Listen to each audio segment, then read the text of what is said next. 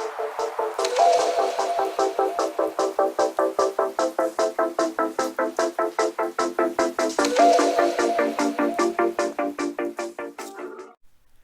it going, ScrubGamers? Welcome back to another video here at ScrubGames, and today we have the next episode in my Road to Finals series, helping you prepare for the EU Finals as best you can using the same methods I do, and hopefully these episodes have been helping, because we are out at episode 9, so after this one we've got 3 more to go, because it's 12-part, till Finals starts. That should bring us right up till just the few days before Finals, and for today's episode we're going over the Theorycrafting being the new testing. And before we do get in the video, I do want to say thanks everybody who subscribed to get me to just over 500 subs. It's much appreciated. The giveaway I'll probably put out the giveaway after finals, so I'm trying to get prepared this series and also prep for finals as well. So as soon as finals is done and I'm back, I'll do the giveaway video, put out and give probably throughout the whole of December to give everybody a chance to enter and be given a chance to win. And also, as well, don't forget to like the video if you do and comment down everything you have down below. I noticed, also remember as well, with this series, it's all about preparing you for the EU finals, because I'm from the EU, from the UK, and that's the finals I'm going to, and this is more to help people go into that same finals, because it's better for me to help my area in a sense. So I know people have been commenting things like about set 19 cards, or about things when set 19 is released, but we don't have that legal for our finals, so it's not going to be relevant. So while it could be helpful, just remember this is for the EU finals where set 19 is not going to be legal. But just apart from that, remember to like, comment, subscribe, and let's get into the video.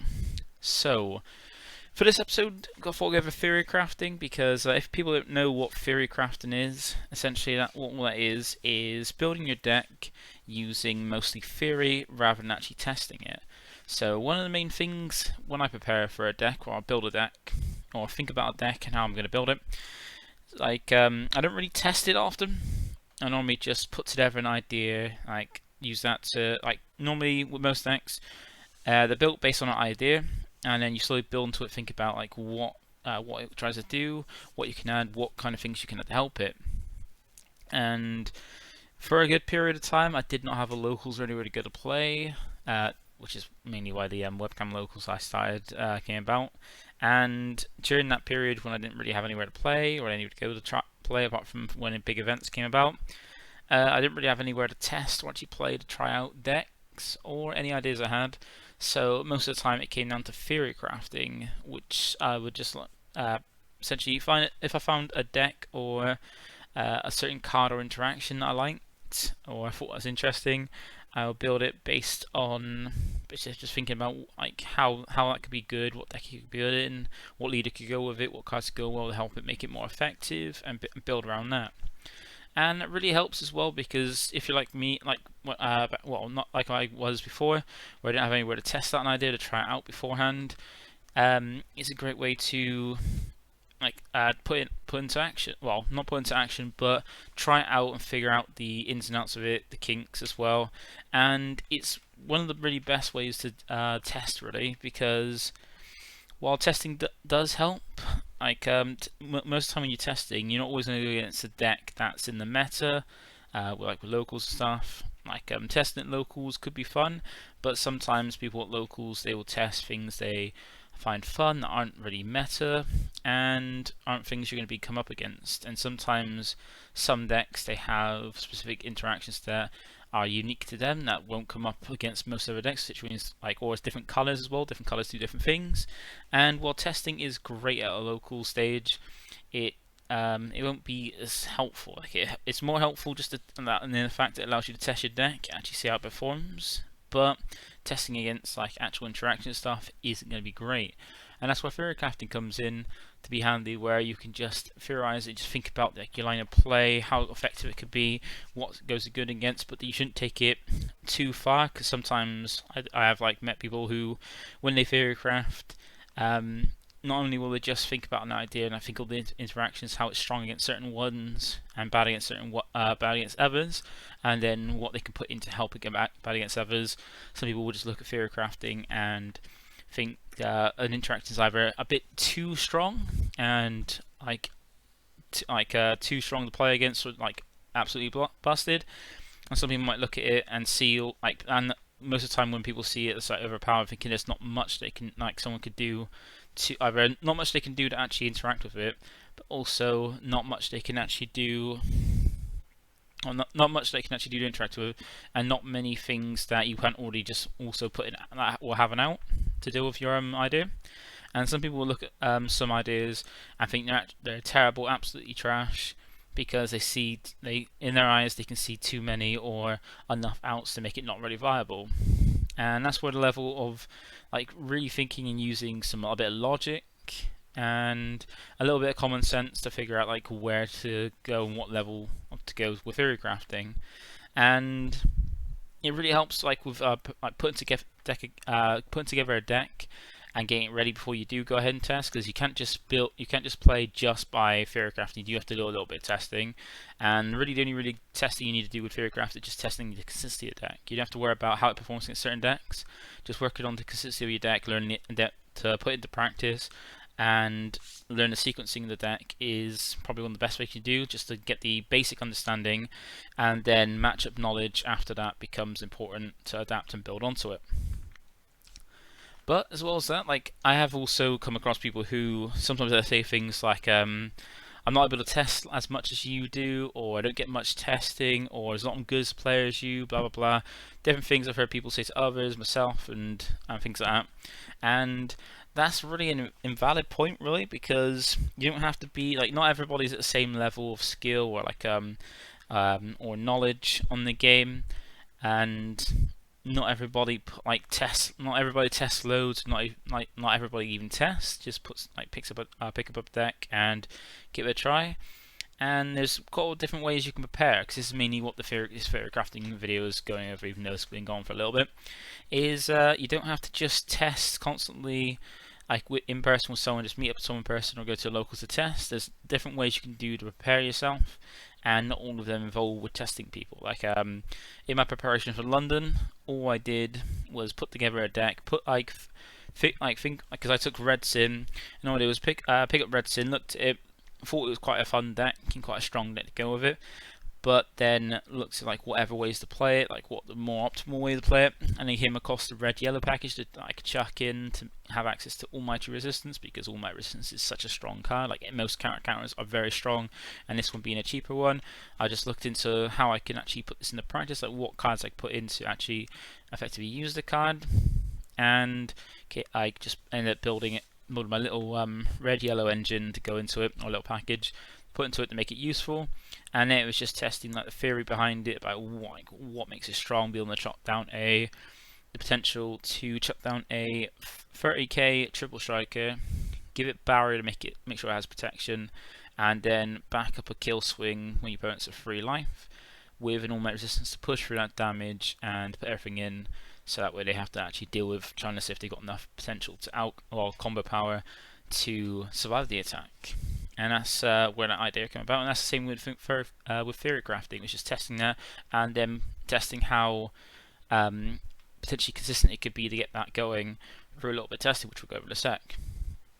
But if you can't get into play in person or find people to play, there are plenty of ways to actually get some testing in, and people do test and learn at different in different ways and different styles as well. So one of the main ones that really came about from after COVID is playing via untap and webcam. Now, technically these could be into this separate parts, so I'm going to go over them individually.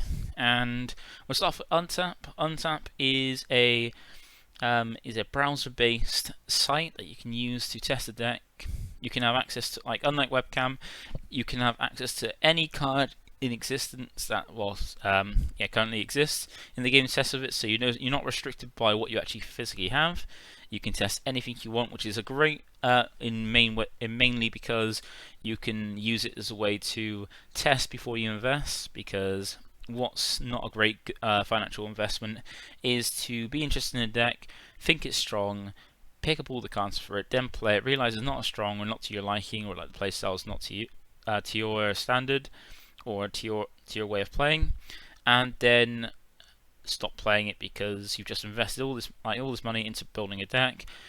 Doesn't actually suit you, or you don't like it, and you just wasted money building a deck that you could have practiced with first before investing. And that's where Untap comes in.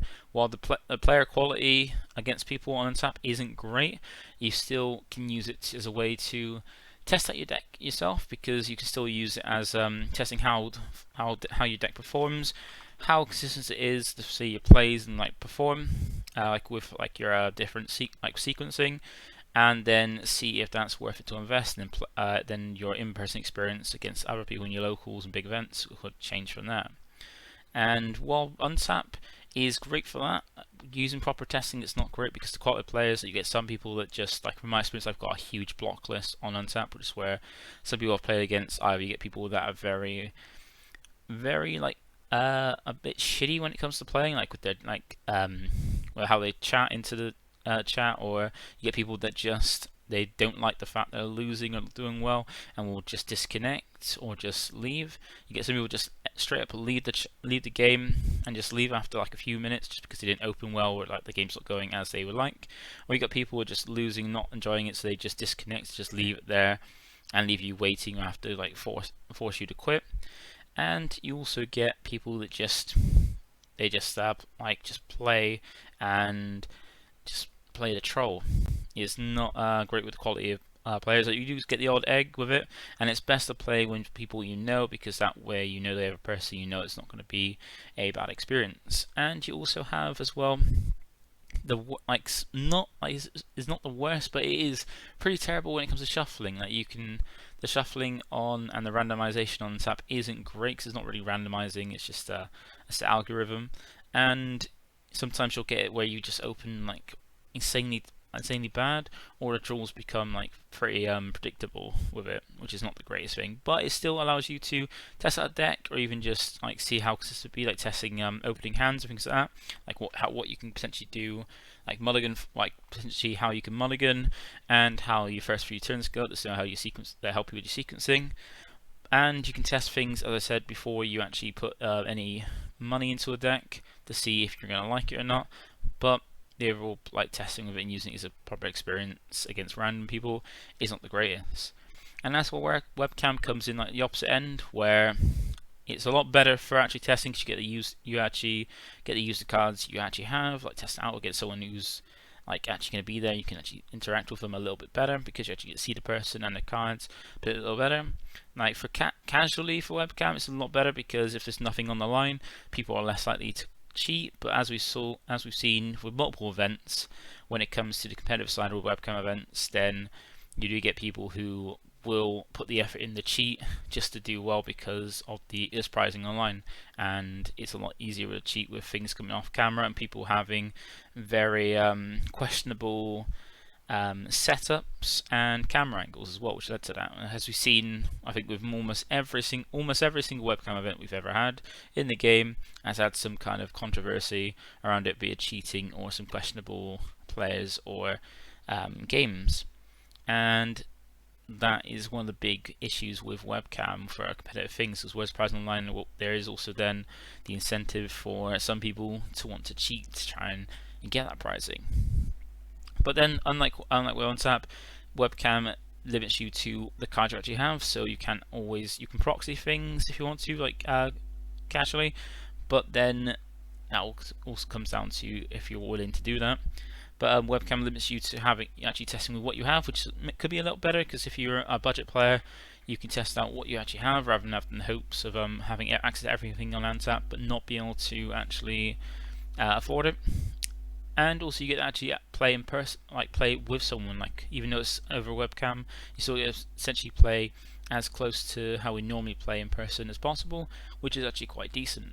So they have both their best ways, and there's a load of discords as well that you can join up. Like I've got my discord that I use for webcam locals. We get people on there like playing games and putting up game requests as well. You have other discords, so you've got the Deck Planet discord that people use as well, mainly for maintenance on Deck Planet, but it's still there. You've got the Planet Vegeta, I think the Planet Vegeta discord. You've got the Hermit Style discord, things like that. You've got different discords you can go on to play games with people, or people who just want to play the game. And so there's always that. There's no excuse to not be able to use that, because all you need is a webcam set up, and if you're playing webcam events, then there you go. You can always set up. All you need is a camera, set up, like just have a decent angle, and then play using your cards. And then the next one is the Theorycrafting. So that's the other way of testing. It's just not actually physically testing it, but just looking at a deck, figuring out how to play, and then just using theory to think about how you can make that play stronger, how you can support that play to make it a bit more consistent, what leader you can put it with, whatever plays you can make to kind of like support it, and use it as a way to visualize your deck and build if you can't get access to testing. And it's one of the main ways I play and really test. Like recently I've been doing a little bit more webcam, do a little bit of untap, but I only really use untap for when it comes to new decks, which if you're doing for the new the finals, you're gonna want to use the cards actually available. And yeah, just just considering all the different plays, focusing on what could be good, theorizing how good it'd be against certain matchups. It's how I came to feeling that King Cold could be pretty good against the top two decks, except it's got a second because of just what the decks could do against it, what I can use against them, things like that, different lines of play. And the last one, that is one of the other things that normally goes with my testing when as well as Theorycrafting, is shadow testing.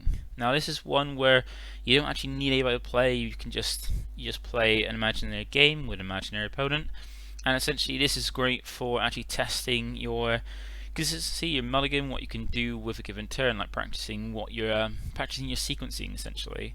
Because one thing a lot of people I've seen have issues with is actually sequencing a turn as effectively as possible. And shadow testing could actually be a very nice way, a very helpful way to test. Essentially all you do is you set up as you normally would against a person, but you don't have a opponent there, and you just set up you normally would to take your turn and play a game. So you test your mulligan, what you're going to mulligan for, and test your turns. And what you can do as well, because every deck is going to have at least a leader they can attack with, most leaders, or most decks have a leader they can attack with, you can always simulate yourself having a leader swing, what they potentially do, and then simulate if you want against certain decks if they're doing more swings. But basically you just play games normally as you would, doing your turn by turn, testing what you could do, and then just simulate on, if it comes to in between turns, go to your next turn, simulate your opponent getting at least one swing with the leader to your leader, or to something that they might swing at instead.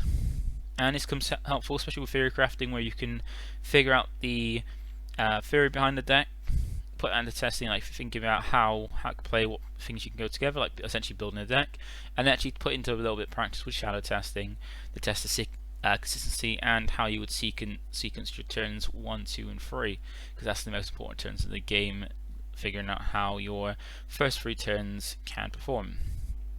And those are really the ways you can actually test. They're quite handy, especially if you don't have access to someone to play against, or you don't want to go on untap or a webcam to test and don't have time to do it as well. You can just put a little bit of theory and figure out something quite useful, and this is mostly how I test. So that is it for today. It's like a shorter video than we've had previously, because the last 3 have been very in-depth ones to get as much information about the topics, whereas this one and next one will probably be a little bit more podcasty kind of ones, where it's not really much a show, it's just more of a bit of a discussion from me. So that is it for today's episode. Thank you for listening, thank you for watching the few little slides that went with it, and I hope this becomes helpful, especially with the next 3 that you'll get in the next week leading up to finals.